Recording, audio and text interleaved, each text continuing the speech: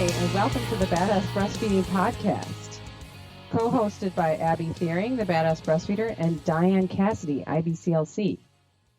Today's episode is brought to you by Spandice. Are you pregnant or just had a baby and battling back pain or need belly support? Say hello to Spandice.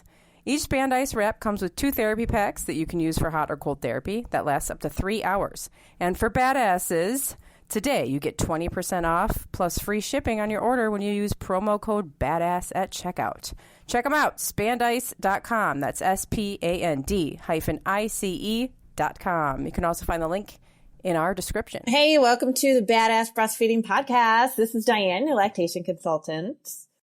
And I'm Abby, the Badass Breastfeeder. And we are going to talk about birth trauma. And Abby has an email that was that someone sent to her, which everybody can do that. Feel free. Email us. Yeah, we might make a whole episode of it like we're going to do right now. We've done a few of these. It's so fun. I love it. It is fun. Yeah. But I haven't even heard this email yet. So I sent it to you. Did you? Yes, I did. I sent them all to you, except for the one from last episode, but I sent them all. But whatever, because we get backed up and then we forget, and then it's fine. Because I just print them out. So I print them out. That's how I stay organized. I need a secretary. Okay. This might sound familiar. Okay. So she talks for, well, I guess I could read the whole thing, but the first 2 paragraphs are how much she loves us. So I'll just go ahead and read it anyway. Just said, hi, Badass Breastfeeders. Love the podcast. Thanks for being real. I currently have a 2-year-old and will be due with my second in April. Oh boy. Thanks. Good thing we're getting this up now. Woo-hoo. Okay. I loved the sex after labor episode. I was laughing out loud. I wonder if she wants me to read this because maybe I'll skip that just because that might be private just for us. Anyway, this is her question. So I had a horrible experience with my first. I was induced for 4 days. Opioids, Pitocin, pushed for 6 hours. Baby came out ear first. Aye. I needed a horizontal episiotomy. My baby was on the UV bed for 2 weeks. I had a 10-inch blood clot stuck to my uterine lining. And the only medicine that they could give me was 4 pills administered rectally every 8 hours. Breastfeeding was a nightmare, and I eventually called it quits with overactive letdown issues and reflux problems. Phew, I'm exhausted even talking about it. Yet, I have to do it all again. How do you ramp yourself up for the second baby when you're, number 1, tired from your toddler and full-time job, and number 2, emotionally scarred and traumatized from your previous experience? The end. So I totally remember this email now because I remember thinking I would have never had sex again. I don't think. I know, right? Yeah.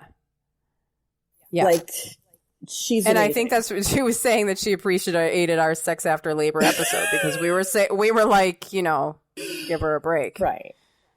Oh my gosh. Yeah. So I relate a lot to this woman. So with my first, I start every conversation at every episode with the same thing. My first son, Jack. I was induced at 41 weeks for no reason except that it was 41 weeks. And I was induced with the Cervidil, 2 rounds of that because the first one didn't work. I was in labor for 30 hours. I was pushing for hours. I had a couple, bunch of Pitocin, a bunch of Stadol, the narcotic, and also had an episiotomy. And just a bunch of hospital staff that were like, hurry up and you're pushing wrong, and, getting frustrated with me. And it was overall a horrible experience. And I remember from that day, my parents came to the hospital and I was telling my dad the story. And I remember telling the story, all the blood and all the guts and all the glory, like it was sort of a war story. Right. Like it was something like it was, I was proud. I was like, oh, look at this, what I went through. Look at this. Look at this. And it was honestly not until this Badass Breastfeeder community had been built and I shared my birth story on my blog. And a lot of people were commenting like, I'm so sorry that happened. Like, I hope you guys are okay. And I was like, what? What do you mean? Like, I thought like, the bloodier the better. And then people started using the word trauma, and I was like, what? Well, I didn't have a traumatic birth. And I used to hear that word. I didn't know what it meant. I thought that meant that the baby I thought it was like a diagnosis, like that the baby had some sort of symptoms afterwards. And so I was like, well, no, I mean, I don't think that happened. And it wasn't until, so then I got pregnant with Exley, and I knew that I wanted to do it differently. And we knew that was terrible. And people always say, like, weren't you scared to have a home birth? Let me tell you, I was scared to go to the hospital. Yeah. I was scared to have that same experience again. My home felt safe. And I just thought, I'm just going to do it differently. I just don't want that experience again. I wasn't like, oh, that was traumatic, because I just hadn't gotten to that word yet. And so I had a home birth, and it was empowering, and it was beautiful. It's all these things that I wanted it to be. And I thought, well, I had that healing birth experience. And recently, this was not that long ago. This was literally like a few weeks ago. Oh. Yeah. I probably got to the point where I would say that first birth was traumatic, but the word didn't resonate with me until I had found, because I write a blog. So I write things to present on the blog, which is different than I found a journal and a journal entry from 3 days after I had Jack. Oh, my God. Yes. I wrote everything down. I wrote the whole thing down, and I was reading it to my husband, and he looked at me and he was like, wow, traumatic. And I went, oh my God. Yes. Like, I have to arrive at this word. Like, it's not a diagnosis. It's not something that somebody's going to tell you, like, you had a traumatic birth. You have to understand that if traumatic things happen to you during your birth, that you had a traumatic birth. And it's happening far more often than I think anybody even understands. Because it's actually normal in this country. Right. To have all of these things happening, and it's actually traumatic for you and your baby. And so you don't have to do anything. You don't have to you don't have to be worried if you're feeling like you're going to describe your birth as traumatic. It's just a way of owning that this happened so that you can understand it and move on from it. And the other thing that I think is really important with this too is that this is your experience. If you feel like it was traumatic, that's all that matters. Right. Other people do not have to weigh in on that. You don't, if somebody says, oh, but your baby's healthy, that drives me crazy. Oh my God. I was just going to say that. Yeah, you have a healthy baby. Everybody says that. Oh, but you had a healthy baby. Look, your baby's healthy and everything's fine. At least your baby's fine. And I think it's really just a way to, and I've had moms that have said that, have described this horrible experience to me and then say, but when the outcome was, I got a great, my baby's great and that's all that matters. It's like, no, that is not all that matters. It is not all that matters. It does not matter. Thank goodness your baby's okay, because sometimes babies are not okay after that. But that doesn't mean that the experience was less traumatic for you. I don't care if you had nothing happen except the fact that you were induced and that's what you didn't want. And that made it traumatic for you. That counts. It's all about, it's in the eye of the beholder. I read an article like that one time that trauma is in the eye of the beholder. It depends on what you feel is traumatic. And that is legitimate. Yes. And don't be afraid of the word, because I was so afraid of the word. I was a social worker before I became a mom. And I worked with abused and neglected teenagers who are wards of the state. I have read hundreds of case files of trauma. Mm-hmm. And I'm like, well, that's not me. I didn't experience that. That's not what happened to me. And the word, I think being a social worker made it even harder for me to come to accept that I had a traumatic birth, because I was just like, no, none of the things that that happened to my clients or none of the things that happened to other people happened to me. Well, but I still experienced trauma while going through it and after it. Mm-hmm. And so therefore, that's what it is. Yes. Because I say so. But PTSD with childbirth is a real thing. They're finally acknowledging that this is real now. I swear I had that. Mm-hmm. I mean, I remember I had a doula, I hired a doula, and she came over like once every few weeks before my home birth, because I was worried. I wasn't worried about the home birth. I was worried about losing control. I was worried about, having somebody else controlling my body. Mm-hmm.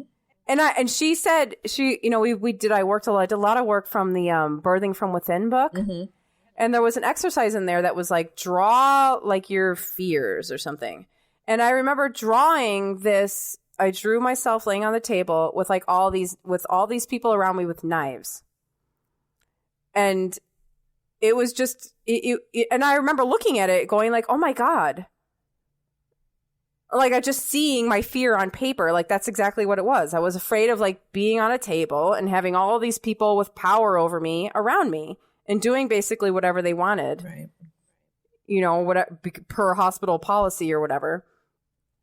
And that's not to say, I mean, people have plenty of hospital births that are empowering and all that. It's not a hospital versus home birth thing. Yeah. It was just how mine played out. But I don't even remember what I was saying. Yeah. It was a big deal. I mean, she came over and she knew. She was like, we have to get to a place where where you feel safe to go to that wild place where you go when you're having, because you're going to lose control when you're having a baby. The whole thing is that you're going to lose control, right? Right. I mean, your body starts taking over. You don't know. And that's an extremely vulnerable place to be. And I'd been there. I knew it. Mm-hmm. And I was afraid to be there again and to have people taking control over me. And I had worked really hard to make a team around me that I knew I could lose control and they would still stick to what I wanted. Let's discern this a little bit. The losing control part. So when you said that, a couple different things popped in my head. Yes. First of all, you do lose control in childbirth. However, it doesn't have to be a negative, No, so there's two different losing control. Exactly. Yeah. So we're losing control and your body is taking over because your body knows how to birth a baby. So your body takes over and does what it needs to do. And if you're comfortable, if you have the right support system, if you trust everything, it works. It just works. But if you're in a place where you feel like you're being taken over by providers and protocols and things going on around you and you don't have control, that's a very different thing. That's traumatic. Yes. And I think what mostly leads to traumatic births is people who don't respect your birth plan. Mm-hmm. Who think that there's other important things besides what you want as a birth. And I'm not talking about, she didn't want a C-section and so therefore we're going to let, bad things happen to the baby or to the mother because she doesn't want a C-section. That's not how it goes. No. I mean, there's just emergencies that are unavoidable and that's just how it goes. But there's a birth plan of like, and it all comes down to basically allowing your body to birth a baby like it knows how and helping and having people around who are going to support you through that instead of in the middle of it trying to accomplish their own agenda instead of yours. And it could be little things. So like, yeah. I mean, for example, like you're saying, obviously the extreme with a birth plan is, don't give me a C-section no matter what. Well, that can't be a thing, like if it comes down to it, you can't say that. Right. Right. But you can say something like, I would like to labor in the bathtub with the lights out. Mm-hmm. And somebody cannot say to you, a labor nurse or whatever, should not, I won't say can't say to you, but should not come in and say, but I need these lights on to do my charting and I need you to be out of the tub. Yeah. Like those are things that's going to make your birth experience more traumatic because you are not able to do what is comfortable for your body to do during this time. And the more tense and anxiety you feel over trying to navigate their agenda is going to make it worse. like that kind of thing. And there's no reason why people cannot honor a birth plan if it's a realistic and, birth plan. Yeah. I mean, and talk about it ahead of time with these people and ask a lot of questions and make sure that you trust what they're saying to you. So that if these things, if what you want is able to be accomplished. I said to my doctor when I was pregnant with Jack, my first son, that I didn't want to have an epidural. And she said to me, "You can't do that. People don't do that." She said, "You will be bouncing around too much from the pain to have a baby." What does that even mean? So I don't know. But you know what? I had the epidural and I was bouncing around too much from the damn pain to have a baby is what happened. Yeah. I mean, it was like, and I went ahead and I did it anyway, but I didn't, there was absolutely no support around me. And so I ended up having an epidural. I also didn't know anything. I didn't know anything. So when they were like, you just got to do this, I was like, okay. But that's kind of, this email that you read to us, that makes me kind of feel like that's probably what that mama went through. She probably did not have the kind of guidance. She probably was not told, what, if we can keep you upright, if we keep moving, if we get into different labor positions, then, your baby will move down and get into an optimal birth position. Right. And they don't tell you this stuff first. In most hospitals. Yeah. They don't tell you that in most like general like hospital settings. They're not going to tell you these things because the people are not like OBGYNs are not trained in natural childbirth. Right. This is what midwives are trained in natural childbirth. So they know what's going to happen naturally with your body. So they know that they don't have to intervene unless there's a safety issue. But in a hospital with, like, again, not all hospitals and not all the, there's a lot of great situations, but there is a problem in this country with the amount of negative situations of people not knowing really what is going to happen naturally with your body and then just intervening at every possible situation and moment to again, like meet their agenda of like, okay, this baby has to be born within a certain number of hours because we need this room, or, this is taking too long, or we don't do that. Like people, like moms will say like, we want the cord to be left intact until it stops pulsating. And so I think there's some hospitals where they just don't offer that. They're like, well, no, we cut the cord right away. And so these are things, this is like, in order, it's hard to avoid birth trauma because nobody goes in purposely having birth trauma. Right. So, but the best way to, I think, where we're talking about this woman who sent the email who's due with her baby next month, I think her question was, how do you ramp yourself up for a second baby when you're emotionally scarred and traumatized from your previous experience? And so hopefully you're in a situation now where you're not with a team of people who make you feel out of control or like your plan or your body's natural ability to have a baby is going to be interfered with. I was just thinking that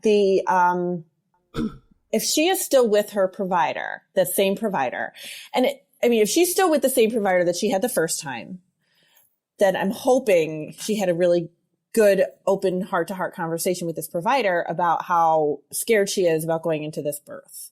Because I don't think she should just assume that this doctor is going to remember that, because she might not. No. But but also that doctor probably doesn't consider a problem with what happened. Right.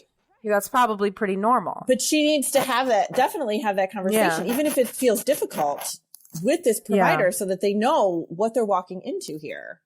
Yeah. And if she hadn't had that conversation with her provider, then if she's with a new provider, definitely still have that conversation so that they know what the history is like. Because that's a really important thing to be heard. Even if they don't say anything about it, or they look at you like you're crazy because it happens at every single birth that they're at or whatever. Yeah. Then whatever, because you need still to be say heard. It. You still have to say you it. still have to be heard.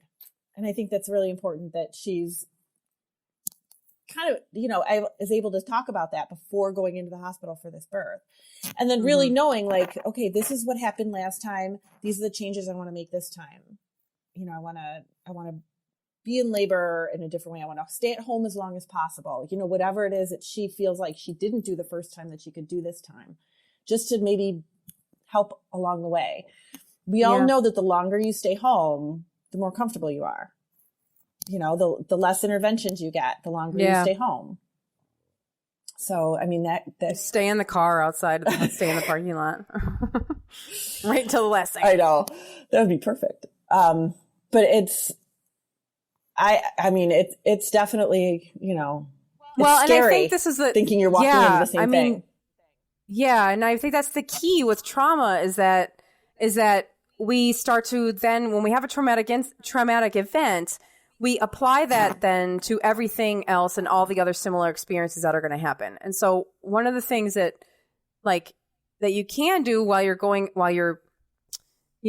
coming down, while this impending birth is coming, you think about like, what are the things that you're afraid of that are related to what happened the first time, and work with your feelings to understand that doesn't mean it's going to happen the second time. Right. Every labor is different. Every baby is different. And so just because that did happen the first time doesn't mean that it will happen the second time. I mean, you're afraid that it'll happen a second time because it was so scary. But then know that that's your fear based on your first experience and not concrete evidence that it is going to happen again. Yeah. And that's where the being able to talk about it and, have your voice be heard about it, that's where that comes in. Because if you got to clear it out, Yeah. And that was very helpful for me when my doula was coming by and we were talking about, and she was just asking, what are you afraid of? Like, what are you afraid of? And she's getting very detailed with me about what are you afraid of? And so I was, she kind of drug a lot of details out of me about what I was afraid of. And I was able to get that kind of, like you were saying, clear it out to make room for this opportunity to have a more positive experience. And it makes you more powerful, because if you can really talk about it and you can be like, this is what I didn't want. This is what happened. And I didn't like that. This is what I really was, like that. Be vocal about it. Now, going into it again, and that much more, your first baby, you don't know what you're looking at. You don't know what it feels like to be in labor. You don't know you're totally walking in blind, except for whatever class or, whatever, but you've never felt it. Now, the second time, you kind of know what you have a general idea in your head of what's going to play out. What pushing feels like, what labor feels like, what, you kind of know more than you did the first time anyway. So there's a little bit more, you can try to be a little bit more open-minded about how that birth's going to go. But if you're so hung up on, oh my gosh, this happened to me the first time, what if it happens again? Like that's, we got to focus on, I mean, there is something about clear it out and focus on all the things that you do want and all the empowering things that can happen. And what an empowering birth would feel like and what that means to you. What does it mean? What is that healing birth? What is that empowering birth? What is that? Because you have a list of things that you don't want from your first experience, but what are all the things that you do want? What are the things to look forward to? What are the things that, that could go right, that are obviously going to go right? Some things are going to go right no matter what. And what are those and what are you hoping for? What are you looking for? Make sure you have people around you that are supporting that, And that is key, is having that supportive birth team. Yeah. That is key. I mean, even if, maybe you don't have a doula, but maybe you've got, your best friend is there, or your sister or your mom or somebody. Or your partner. Partner, obviously. See previous episode. Yeah. About partner support. Be very specific with them, what you need, what you're scared of, and what's going to help you while you are in labor. And you have to have people there that are going to be helpful. You could not, I remember being a doula for moms before I did some doula stuff before. And there would be people in the room just sitting there playing cards and eating takeout while they're waiting for this baby. And it's no, that's not, no. We're not sitting in the room playing cards and eating Burger King while there's a woman laboring in the bed. no, this is not how it works. If people are in the room, they're actively doing something. They have a job. And that's really how it should be. Now, how does this traumatic birth play into breastfeeding? Yeah. Well, she said hers. What did she say? Tanked it. She said breastfeeding. Yeah, breastfeeding was a nightmare. Mm-hmm. I would imagine it started off a nightmare with all the drugs. Right. Baby was probably really tired, and so were you. Separated, right? 2 weeks under lights, did she say? Yeah, 2 weeks under lights, yeah. I mean, now we have mother-baby separation. We have trauma. We have a horizontal episiotomy. How is she getting comfortable even trying to nurse this baby? We've got medications. And if the baby came down asynclitic or, ear first or cockeyed or however that baby came down, there's going to be some definite muscle Yeah, the baby is going to be in pain. Which means positioning problems, jaw, motor movement, tongue movement, latch swallowing, latch problems, all of that stuff. And it's, and that's then hard. you need to call a lactation consultant. You do. Call me. I see those all the time. But I mean, and it's just like, this is a huge, people do not realize, I cannot even tell you how often people say to me, I didn't realize that impacted feeding. No, and we also have an episode of birth interventions Yes. and how it affects breastfeeding. So you can see that as well if you've had a traumatic birth or a lot of birth interventions and you need to explore a little bit about how that's going to affect breastfeeding. Check it out. I mean, I've been working with this mom. I saw her a couple times where the baby was a forceps delivery after a long induction with a lot of meds. And this baby is not moving that milk very well, which in turn impacts supply. And it's just like this cycle of fighting to try to get this baby to be able to feed well. And she was like, I didn't realize that forceps could do that. I'm like, absolutely. Yeah. Absolutely. I mean, people, you just don't know because they don't tell you that. No. There's no discussion about like what the effects of simply being induced is going to be on breastfeeding. Nobody talked to me about that. They're just like, you're a week overdue. We have to induce you. And it wasn't like, I remember calling my dad from the hospital and I was like, okay, Dad, I'm going in the hospital. I'm being induced right now. And he was like, oh, aren't there some risks with that? And I was like, I don't know. I guess there's risks with staying pregnant. And he was like, okay. Oh my gosh. I mean, I was just like, well, I don't know. I'm going to be induced. This baby's getting out of me now. Like, why are you standing here talking to me? Nobody talked to me about, nobody was like, oh, there's some risk. You should know that there's risk. You're going to balance the risk versus, whatever. Nobody did that. They're just like, oh, week overdue, schedule her, get her in. Yeah. Nobody told me that either. Not until it was my dad who was like, wait. God, everybody I knew was pushing me to have a C-section. My first one. Yeah. And that was an induction too. And the doctor was like, this could take days. He actually said that to me. This could take days because they thought he was going to be too big. Nice guy. So they wanted me to just automatically do a section. And I'm like, no, I'm not doing that. What does too big mean? What is that too big? Give me a break. This is that's a whole show in and of itself. I know. We have to stop talking about that right now. We have to talk about birth trauma. Yeah, but it does the birth trauma with the feeds. I mean, it really, they do not tell you that, but even just Pitocin is enough to throw the breastfeeding off. Yeah. And you would think like, oh, but that doesn't do anything. Yes, it does. Yeah, it wreaks havoc with your own hormonal system. Like there is so much involved in these medications that they are giving you that it can impact how the baby sucks. It can impact your supply. It can impact how your milk comes in. It can impact how sleepy the baby is. So much. There's so much to it. Yeah. Yeah. I mean, if you've had a traumatic birth, don't let us scare you. It's okay. Things are going to be okay. Mm-hmm. But just know you're not crazy. Like there is such a thing as a traumatic birth. And if you feel like things were not going, your way or going smoothly or things were scary and traumatic, then they were. Mm-hmm. And if you feel like that maybe had an effect on breastfeeding or just your emotional well-being, then absolutely, yes, it did. And, like feeding problems, call a lactation consultant or send us an email because we'll help you through it.